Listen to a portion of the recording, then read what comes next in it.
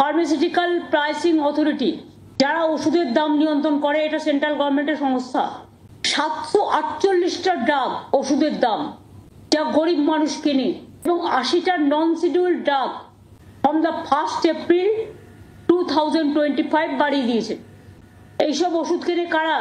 গরিব মানুষ, সাধারণ মানুষ, সমাজের যাদের ক্ষমতা নেই বড় বড় হসপিটালে গিয়ে প্রাইভেটে ট্রিটমেন্ট করা।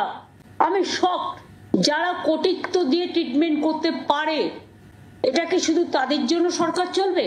আমি এটা তীব্র প্রতিবাদ করছি এবং এটা টোটাল উইথড্র করার জন্য অনুরোধ করছি।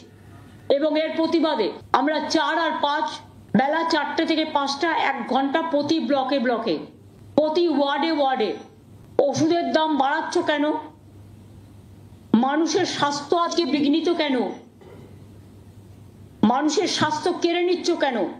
আর কত দাম দিতে হবে মানুষকে সুস্থ থাকার জন্য? এই দাবিতে আমাদের এলাকায় এলাকায় মিছিল মিটিং হবে। সবই যদি বেড়ে যায়, সরকারটা তো পড়ে যায়। এদিকটা নজর দেওয়ার জন্য অনুরোধ করছি।